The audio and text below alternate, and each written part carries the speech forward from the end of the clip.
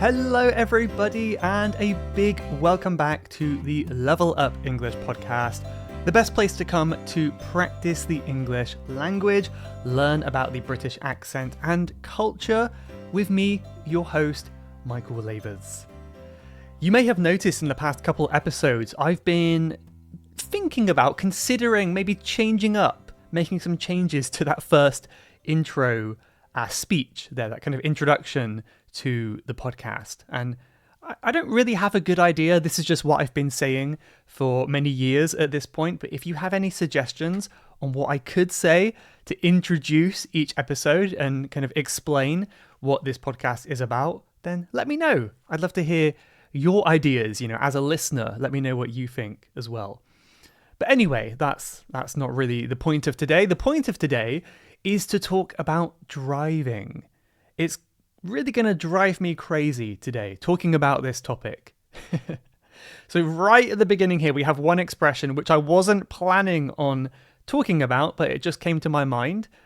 To drive someone crazy, to drive someone up the wall. There's a few different ways to say this, but this actually isn't really about driving. This just means something is making you crazy.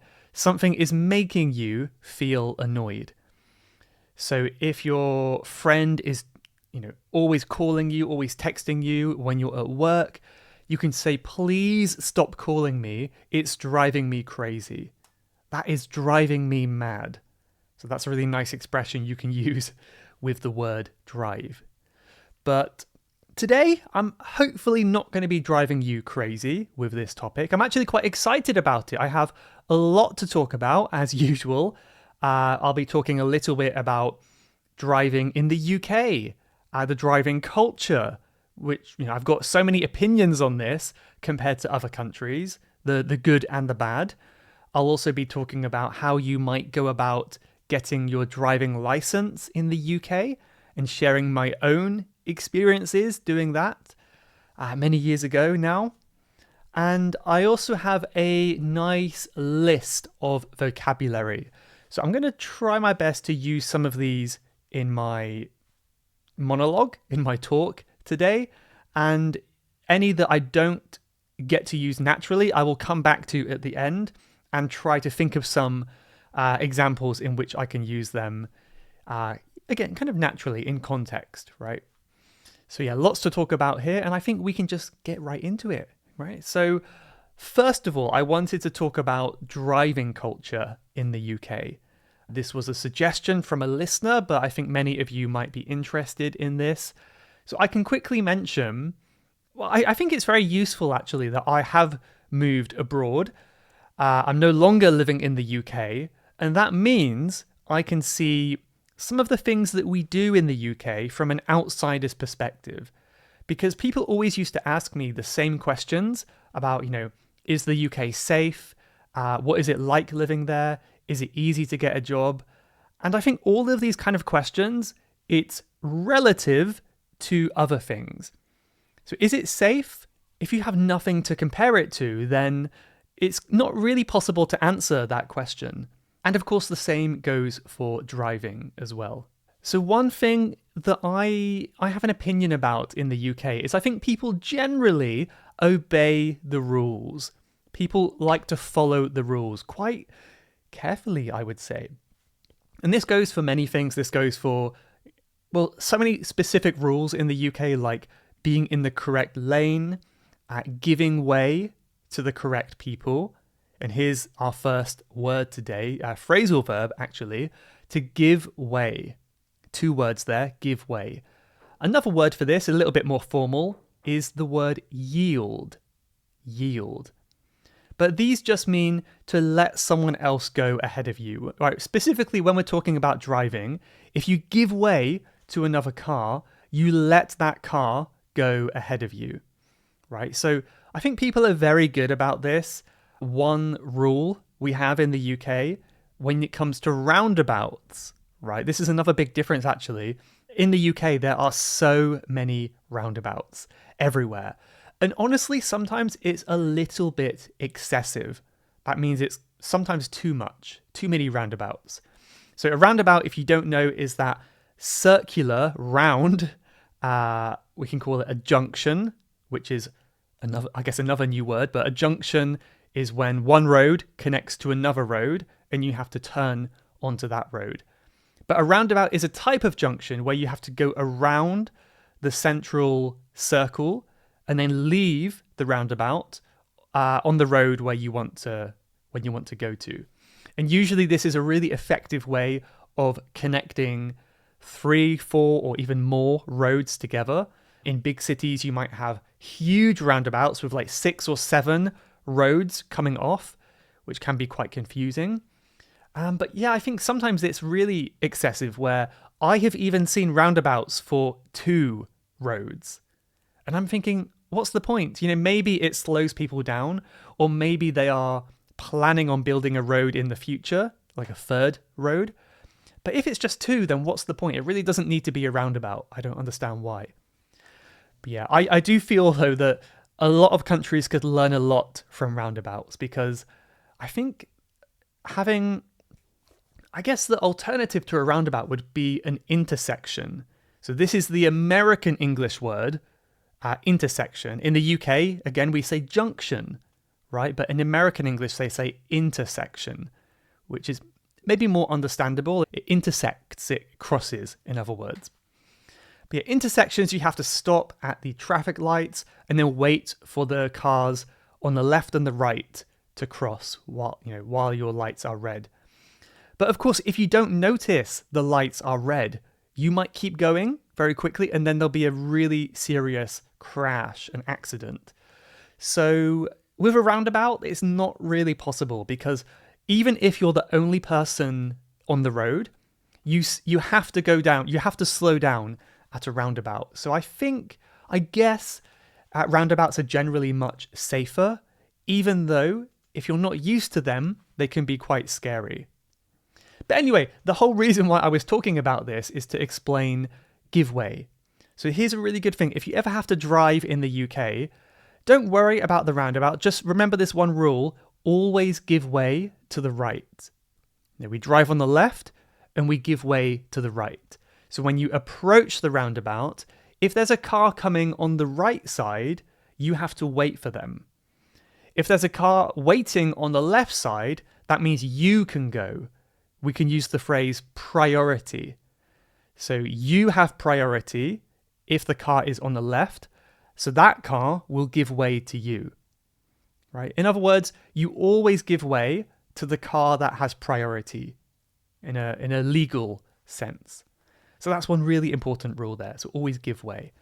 Another thing that cars in the UK give way to are pedestrians. If you don't know, pedestrian is just a person who is not in a car, basically.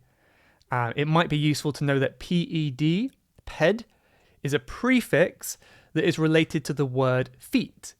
You might see other things that have feet with ped, like pedals of a bicycle, for example. Maybe you can think of some more as well.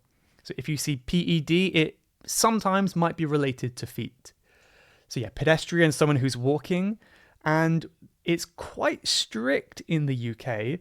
You must stop at a zebra crossing. If you don't know what a zebra crossing is, think about the colour of zebras. They have white and black stripes. And you might be making that connection already. A zebra crossing is a type of pedestrian crossing that I think we have them all around the world. I'm sure your country has them too. These are the crossings where people can cross the road, and it depends from country to country. In the UK, you must stop at these crossings if there are people there, right? So it's very serious. If you don't stop and the police catch you, you can get fined or you can get into a lot of trouble. So if you are walking around London or anywhere in England or the UK and you stop at a zebra crossing, the cars will almost always stop for you. And I think for many people that might be quite surprising. I know many countries around Europe, this isn't really the case. I can say here in Thailand, it's not the case. It's definitely safer in Thailand to cross at the zebra crossing because that's where cars are expecting you to cross.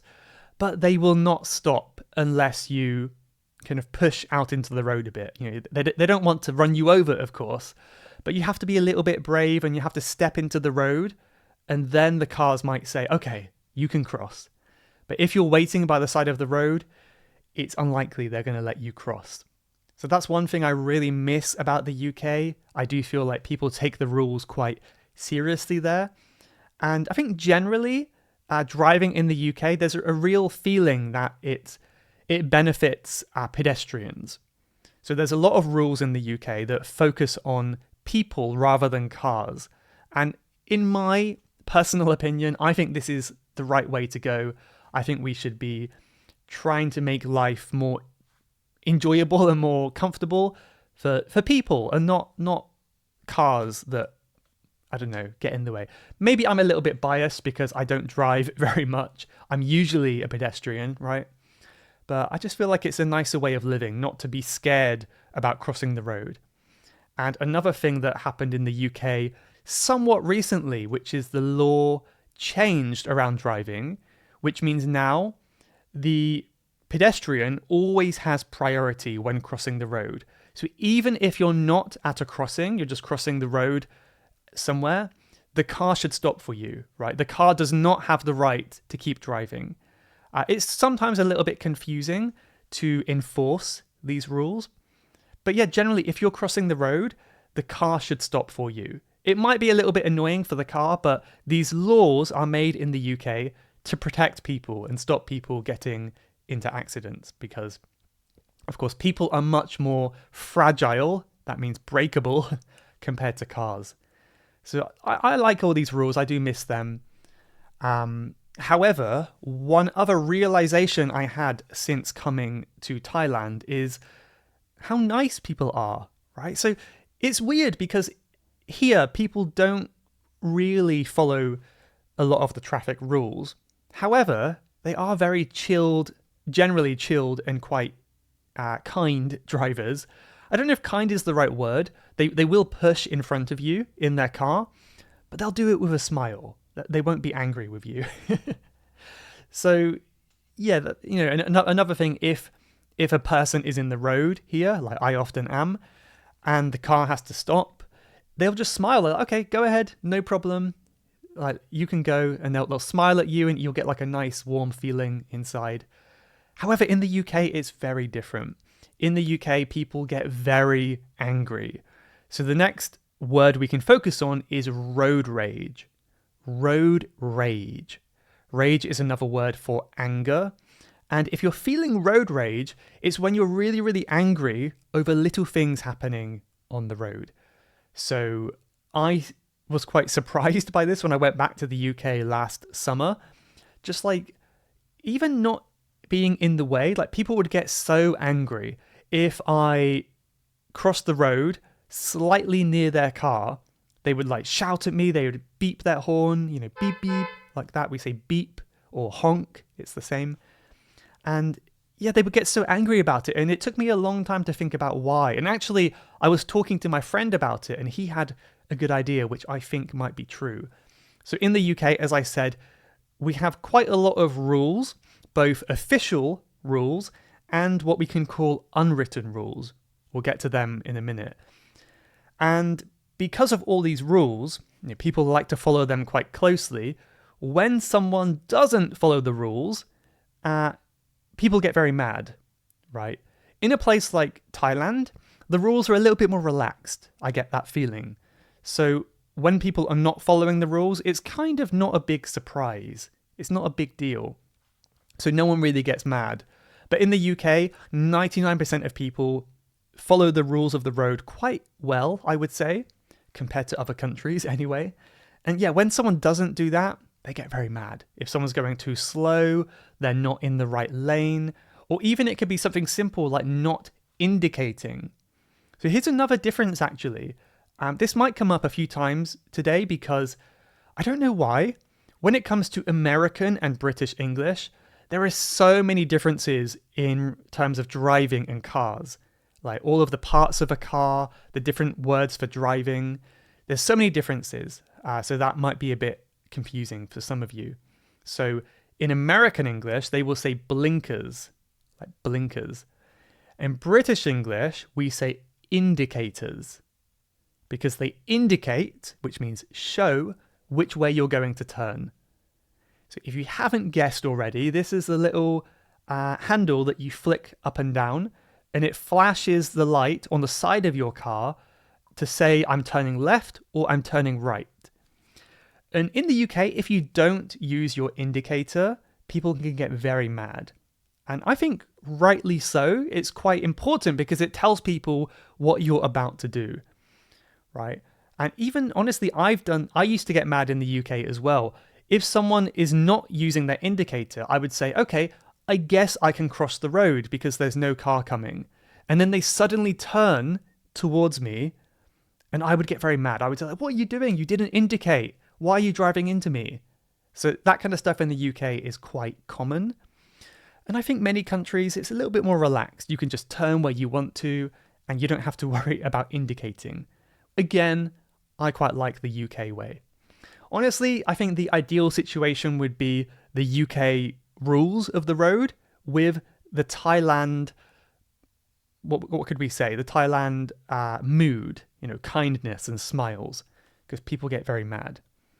And yeah, when it comes to honking your horn, beep, beep, beep, there's also a big difference there as well. And this is one area where the UK does not win. Thailand definitely wins here because in Thailand, compared to many countries around Southeast Asia or Asia generally, you don't hear many beeps. You can walk on the street and there's lots of engine sounds, but there's not many beeps. So people are quite patient, perhaps, generally, or they're quite relaxed with that kind of stuff, which is really, really nice, right? You don't have all that extra sound like you might, in India, for example, where I know it's a lot worse in India. And the only time they will beep in Thailand is generally when they're warning you of their presence or warning you of a possible danger. So I think that's the reason cars have horns. That's why they are there, right? So I think that makes sense. It's happened before where a car is about to crash into my taxi that I'm in, and my taxi driver will just go beep, beep, beep, and then the other car will go back. Obviously, it's very dangerous in the first place, but that beep saved many accidents from happening. In the UK, in my 25 years of living in the UK, I don't think I ever saw anyone beep correctly. In the UK, it's almost exclusively, which means only, used to show your anger. Right? So usually, I see this many, many times, there will almost be an accident, like someone overtaking you in a dangerous way. Right? To overtake means to get their car and go in front of your car. Overtake, that's a verb. So they'll overtake you dangerously, and then you'll go beep, beep, beep, beep, beep, and that shows that you're angry. But you're not actually warning anyone of any danger. You're not helping the problem. You're just expressing your anger with that sound, which is not, in my opinion, it's not the purpose of horns in a car. So that's one thing I think the UK is doing wrong, and it can get very annoying. It happens to me all the time, actually. People get very angry in the UK. Like if you've got 1 foot in the road, they'll beep, beep, beep, beep, beep, and there's no danger. You're 2 meters from any car, and they just get mad at you because you're not following the rules of the road. Yeah, that kind of stuff annoys me. You might be able to tell it annoys me a little bit. Another funny thing, though, let's be a bit more positive. In the UK, people love to say thank you. So if you ever have to drive in the UK, you will notice this. If you're waiting for someone and they drive through, they will say thank you. They'll put their hand up from the steering wheel, like just 4 fingers, to say thank you.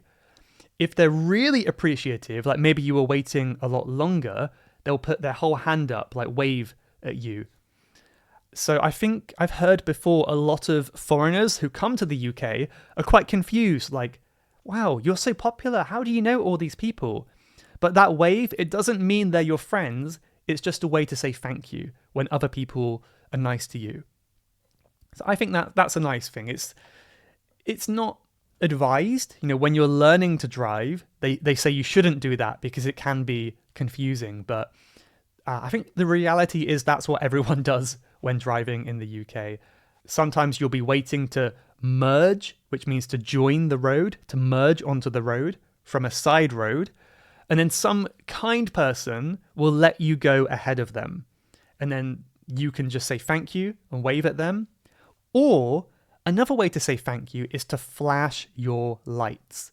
So every car has a hazard button which flashes the lights. It's usually used in like an emergency or some dangerous situation. But in the UK, it's very common. It's a very common signal just to say thank you. So like 2 quick flashes means thank you in the UK, which is very, very funny. And I think, in Thailand, it's different. Usually that flashing of the hazard lights in your car, that is a signal to allow pedestrians to cross the road. So when you are at a zebra crossing and they put on those flashing lights, that basically means I am going to slow down, you can cross the road. And I think it's also a sign to drivers behind, like I am slowing down, so please also slow down. So that's quite different as well. Maybe that's also a good way to use it. And another type of light in the car is your headlights. These are the main lights on the front of the car, the big lights. And you might know if you pull back that little handle, you can flash your headlights. This is often used, again, I think Thailand uses it better, honestly. In Thailand, they use it to warn of danger. So if a car is coming up to a crossing and it's not going to stop, which is a bit rude, they will flash those lights, the headlights, just to say, I'm coming through, don't walk in front of my car. Which is nice, I suppose, like at least they're letting you know that they're not going to stop. Like, it could be worse. But yeah, in the UK, these can be used for a few different reasons. It could be to warn someone of danger, to express your anger, or it could just be, again, to say someone could come through. So you can imagine there's a one-way road, there's enough room for only one car, and there's 2 cars waiting at both sides of the road. You don't know who's going to go first. Like, do I go? Do you go? I don't know what to do. If you flash your headlights just a few times, like very quickly, it basically means, please go ahead, I will wait for you. So that's a nice way to tell the other person to come towards you. But honestly, if you are driving in the UK, these will be things that you pick up naturally over time. But yeah, I'd actually be very curious if there are any of you, maybe 1 or 2 of you, who do drive in the UK, and maybe there's something today that I've said that you didn't realize before. I'd love to hear if I've helped you learn anything new about driving there. But yeah, it's very interesting. The more you think about it, there's a lot there. What else could I say? I think, again, in terms of strictness in the UK, super strict on things like mobile phones. If you have your mobile phone in your hand, you can lose your license. In some cases, it's very serious. Like, don't use your phone, even if you're not driving, even if you're just in a traffic jam, never use your phone in the UK. And I think there are studies to show that it is dangerous because I don't know how long, it's like 60 seconds or something after using your phone, you are still distracted. So in order to be a safe driver, it's a good idea not to use your phone at all. So that's very strict. And again, in Thailand, people use their phones all the time. It's really shocking, actually. I see people driving their motorbikes, looking down at their phone, going super fast on the highway. Very, very dangerous. And it might have something to do with the high number of traffic accidents in the country. So I think UK is very strict on that, and I think for good reason as well. And one maybe last thing that I'll say, I know this has been a long list so far, but one last thing that I think the UK does really, really well is giving way to emergency vehicles. So this is quite a big thing in the UK. In fact, if you don't do it, you can even potentially get into some trouble with the police. You can get in trouble. So it's a legal requirement to safely make way or give way to emergency vehicles. If you hear an ambulance or a police car coming, behind you, you'll notice everyone on the street will turn and kind of pull in. So this is another phrasal verb, which means to park, to pull in on the side of the road. So it will allow the ambulance to come down the middle. This is quite common in the UK. And sadly, here in Thailand, it's not the case. I think they'll generally try to move if it's possible, but sometimes the traffic is just so bad that the ambulance is stuck in the traffic with the other cars. And yeah, that's very sad to me, because there could be someone dying or in a lot of health problems, something like that.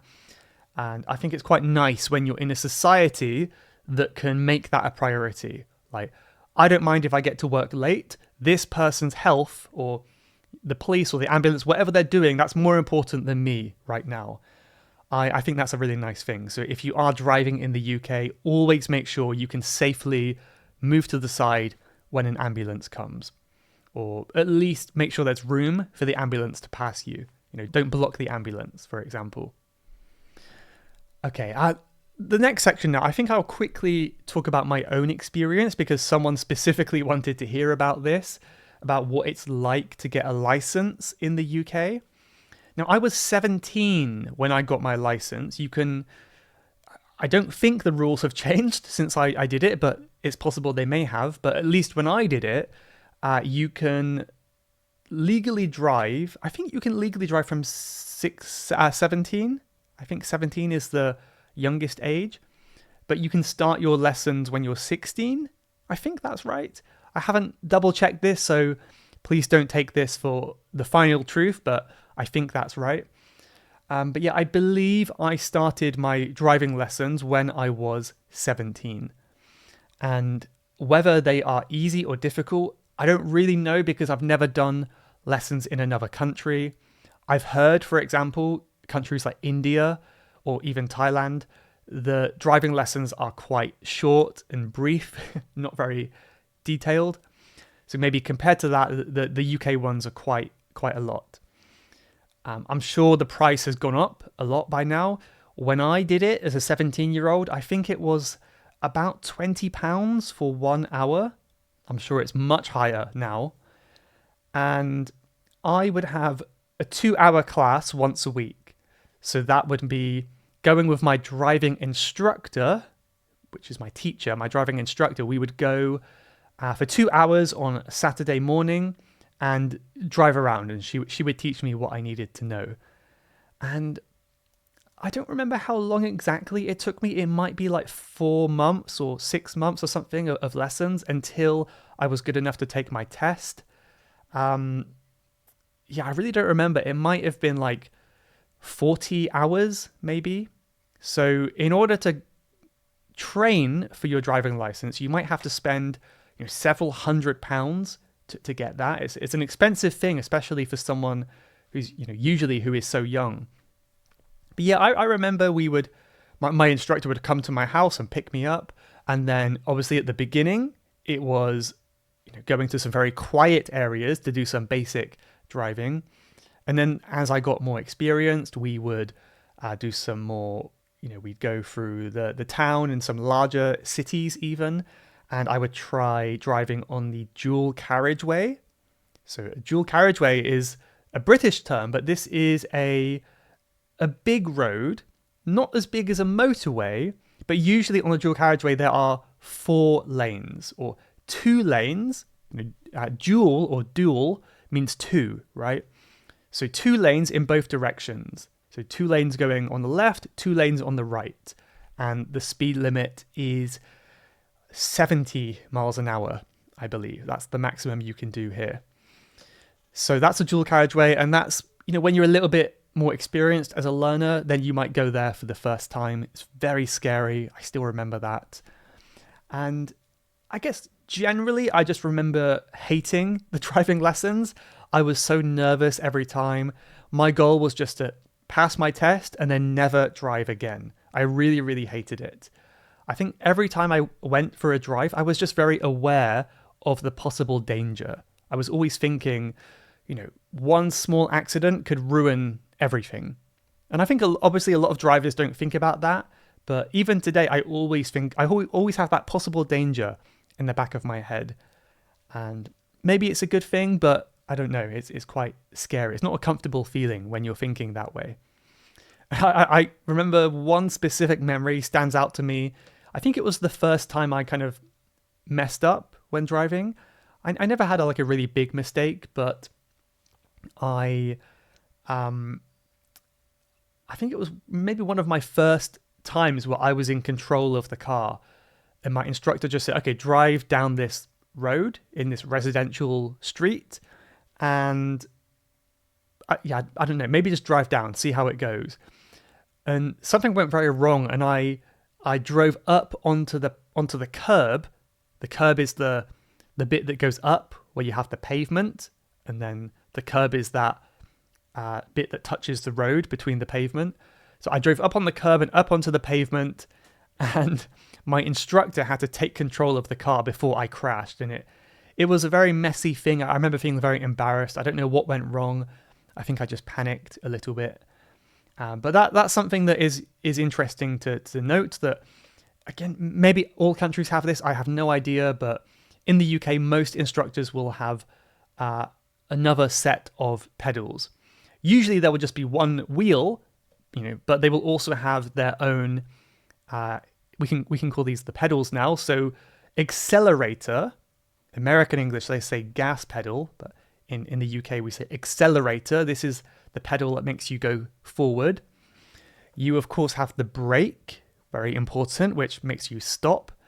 And most cars, well, maybe it's changing now, but at least when I was driving, most cars in the UK are manual, which means you have to change the gears, 1, 2, 3, 4, 5, 6, on your own.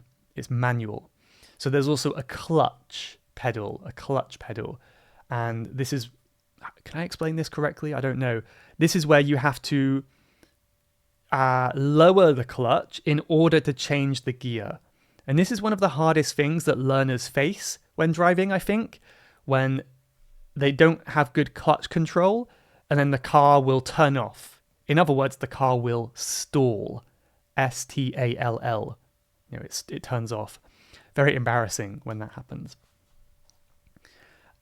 One thing I skipped over, I forgot to say, before you take your driving test, you also need to do a theory test, which I remember being quite silly, but I think it is important, I guess, in hindsight. But the theory test is done on computer, and you have to answer like a quiz, like an exam, asking about the highway code. The highway code is basically the list of rules you have to follow to drive legally in the UK. So it's stuff, for example, like give way to the right on a roundabout, give way to pedestrians or crossing the road, just that kind of stuff that you need to know. So this quiz will go through some questions. You'll have to answer that. And honestly, if you've done some preparation, I think it's very easy. I know many people who have failed this exam, but without sounding too harsh, I don't really know how they failed. I thought it was very easy. And one thing that I did, again, this was a kind of a long time ago now, but there was also hazard perception. So I don't know if this is still how they do it, but this was basically a video of someone driving on a computer, and every time there was a hazard, which is another word for danger, you had to click the mouse. And you get higher points the earlier you can see the danger. So for example, this car is driving along the road, and then suddenly a small boy is running on the side of the road. The moment you see that boy, you have to click your mouse, and that means you have seen the danger, the possible hazard, right? If you don't click your mouse or you're too slow, you will lose points and maybe fail the test. So it's really training your brain to notice these hazards. But yeah, it's a good idea, but I found it wasn't that good. I don't know, maybe the technology has improved since then. But yeah, once you've got that, your theory test, then you can take your real test. So for me, my instructor said, I think you're ready for your real test. It was her recommendation. And then she helped me arrange the booking of the test. So I didn't really have to do anything. If you have an instructor, they should help you book the test for you. But sadly, of course, you have to pay quite a lot of money for that test. Again, I don't remember, it's been too long, but I think it might have been £100, £200. It wasn't that cheap to book my driving test. And of course, if you fail your test, you have to pay again. So I know some people who failed several times and it was very costly, very expensive for them. Luckily, I can tell you right now, I passed on my first time. I was very proud of that. But the scoring is quite interesting. The examiner in the car will mostly be silent. They'll give you some basic instructions. But you are allowed a certain number of minor faults. So minor faults are things that are technically wrong, but they're not really dangerous. It's not like a really big deal. So this might be stuff like you turn left, but you forgot to check your mirror. I think something like that, maybe that would be considered a minor fault. And if I remember correctly, I think it was 14. If you get more than 14 or 15 maybe, then you fail your exam. I got quite a few minor faults on my exam. I think I just got one or two below the fail rate. So if I had one more fault, one more mistake, I would have failed my exam. But luckily, I passed. I barely passed. I was very lucky. And the other type of fault are the major faults. I don't remember the exact word for them, but these are the serious ones where if you make one major fault, you fail. You are not allowed to make any of them. This might be something like not stopping for a red light. If the traffic lights are red and you keep going, that is very dangerous and you will fail instantly. So obviously you'll be learning about this if you take the exam yourself, but it's kind of a smart system, I think, and I passed barely. And yeah, I was very nervous for the next few weeks, driving all on my own for the first time, but eventually I got used to it. These days, I still don't really like driving. I'm a little bit more comfortable. I'm not really nervous anymore. In fact, I think I'm quite a safe driver. I don't go too fast or too slow. I think I'm fairly good at driving, honestly, considering how rarely I do it. But I just never really enjoy it. I like going slowly. I like enjoying the scenery, whether it's walking or cycling. I like taking the train. Even if you're crowded in with lots of people, you can just sit back, you can work, you can listen to a podcast, maybe this one. You can look out the window, watch the world go by. It's much safer, of course, as well. For me, I don't know, my friends all disagree with me, but for me, I feel a strong sense of freedom when I'm not traveling by car. I know a lot of people think that driving gives you freedom, but I don't know, for me, I never felt that way. I feel very trapped in a car. Like, you have to be on the road, you have to be in this car, you have to park here, you have to pay for parking, you have to pay for insurance.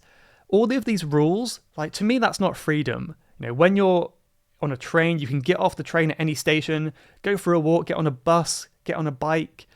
I think there's a lot more freedom there, at least in my definition of freedom. So when I'm in the UK, I try my best to avoid driving as much as I can. I think it's just much more enjoyable for me to avoid it, and maybe safer as well. But it is nice to have a license. Having said that, in emergencies and necessary situations, it is very useful, very handy to have that license, of course. But yeah, I will say that even today, the hardest part of driving in the UK for me is maybe the country lanes. I'm from Cornwall, which you might know is very rural. It's all countryside, right? And we have a lot of country lanes which were made a long time ago, hundreds of years ago, for horses and people, and they were not designed for cars. So most of these lanes, they only have room for one car. And on either side of the road, you have a huge hedge, which is the edge of a farmer's field, and it kind of grows upwards. So sometimes it's like you're driving down this big tube, this big tunnel, where you can't see anything. And some people drive really fast down these roads, but Again, there's not room for two cars usually, so you always have to be aware cars might be coming the other way. Could be farm vehicles like tractors. You could even have cows or sheep in the road, cyclists, even horses. People ride horses on these roads. So it's quite difficult to know how fast you should go. It's very challenging because you might be driving at a safe speed, but then people behind you will be trying to tailgate you. Here's one more word now. To tailgate someone, tailgate, is to drive really closely behind someone. And it means they want you to go quicker. It's very dangerous, very stupid thing to do. And it's very annoying. So when someone tailgates me, I usually just drive slower. I feel like I don't want to be bullied into driving fast because of you. So I'm going to drive slow, take my time. I'm not going to worry about you. And when you want to, you can overtake me anytime, But yeah, country lanes, I've driven on them most of my life at this point, and I'm still not really used to them. So if you do drive in the UK and you go into the countryside, that might be something that you have to get used to. But yeah, just don't feel rushed. Go at the pace you're comfortable with. If people have to wait behind you, it's not the end of the world. It's better than crashing. So yeah, keep that in mind. And I guess that's it.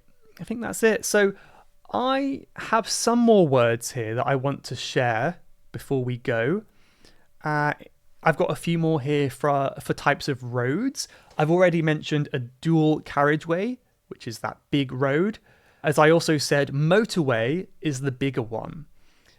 I've never driven on a motorway because we don't have them in Cornwall. In the centre of England, I think they're more common, like towards London, but right down on the edge of the country, there's no motorway really. So I've never really driven on them, but usually they're much bigger. They might have like three lanes, 4 lanes. I don't even know. I don't have the experience on them. I never travel on motorway, even with someone else. I usually go by train, as I said. But these are the very big roads, the biggest roads in the UK. Americans might call it a highway or freeway, perhaps, but we call it a motorway. You have motorway, dual carriageway, and then you have main roads, which usually just have 2 lanes, 1 lane going each direction. And these might be called A roads in the UK, just the letter A.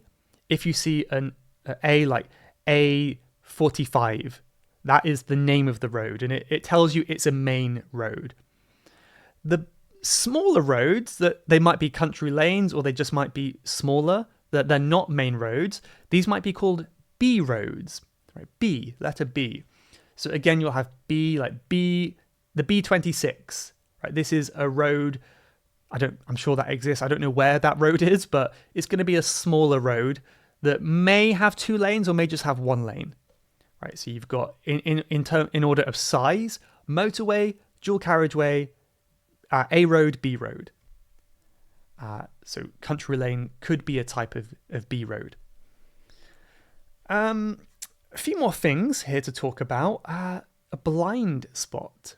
This is something that people don't really care about in Thailand, seemingly, but it's always important to check your blind spots. So when you're driving, there's areas of your car that you cannot see. You look over your shoulder, but there might be some area where it's blocked by the way that your car is built. It's blocked by part of your car.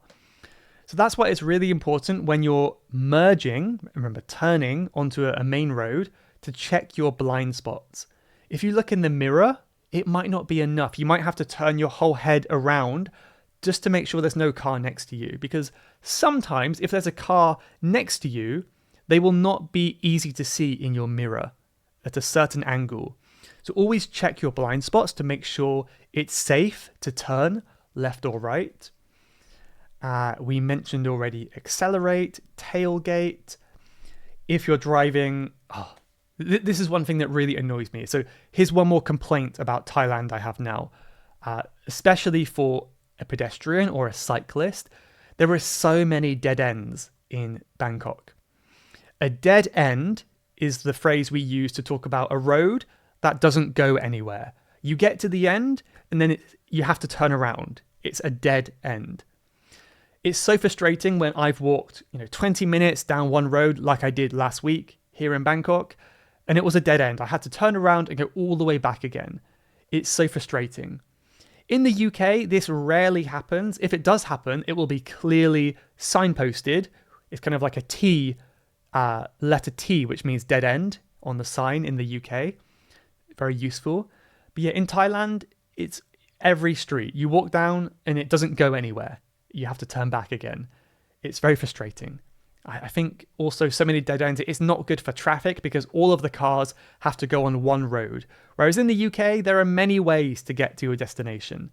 And if you go down one road, it will always come out somewhere else. I really miss that aspect of exploring on the roads in England. Finally, I've got one here, which is to cut someone off. Cut off, this last phrasal verb. This is when you're overtaking someone, but you pull in, you go in front of them, and you cause the car behind you to slow down. If you do that, you have cut off that car. This is really annoying when cars cut you off. It's a very frustrating feeling to be cut off by other cars. So yeah, a car might be really impatient and go in front of you and then slow down and you'll be stuck behind it. It's very dangerous. It's very impatient. So yeah, when you're driving, don't cut anyone off.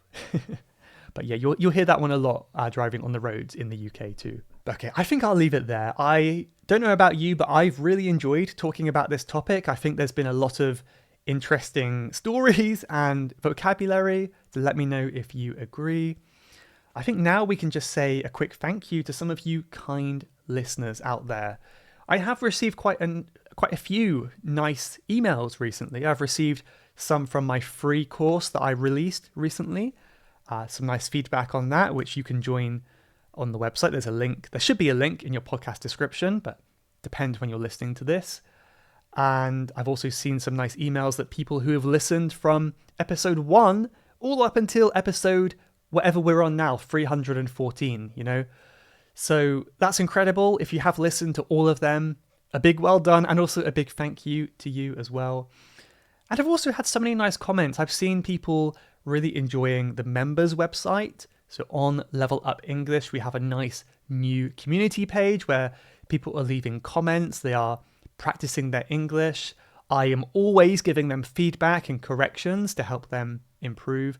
And it's just so nice. I don't know, if you are a member, please don't ever hesitate to leave a comment. The more comments I see on the website, the happier I will feel. If you're not sure what I'm talking about, I kind of have two websites. I have the public website, which is levelupenglish.school. And then I have the members website, which is a bit longer. It's courses.levelupenglish.school. But if you're on the main website, there's a button at the top that says members, and that is how you find that second website. And on the courses one, this is where we have the membership, and people are doing their English practice and they're following along with my lessons over there and bonus content for the podcast. And yeah, whenever I see a comment there, it always makes me so happy. So thank you for all your hard work and your comments on the members website recently as well. Anyway, we had a review from Alexandra in Belgium, who just said, top podcast, very interesting. Simple review, but I am very appreciative because it's a nice 5-star review. So thank you very much, Alexandra. I also had a nice comment from Kamilka. I think I've said thank you to Kamilka once before, haven't I? And this is on Spotify, actually, on episode 309 about cleft sentences. And this one made me really happy as well. This says, Mike, happy to listen to this episode. Finally, after some years, I have understood cleft sentences. I can express myself. Fantastic, super, explained very clearly. I thank you for your enthusiasm and cleverness. I'm really happy for the possibility to listen to your podcast for more than 3 years and absorb everything you have to offer. Camilla? You're at Camilla here, so sorry if I said your name wrong, but Camilla from Czechia. So thank you so much for your lovely comments there. I actually have so many more comments on Spotify, but I think I'll leave it for now. But just be assured that if you have left a comment, I have read it. So thank you so much. And I guess we'll end it with a quote at this point. So this is from Babs Hoffman, who said, "Stop worrying about the potholes in the road and enjoy the journey." I think I need to explain one more word, right? Pothole. Pothole. This is in the road when you have a hole on the road, usually caused by some damage or maybe some frost and ice. These are potholes. So they're very annoying to drive over because it makes the drive very bumpy. So Babs says, stop worrying about the potholes and enjoy the journey. And I think this is a metaphor for life, isn't it?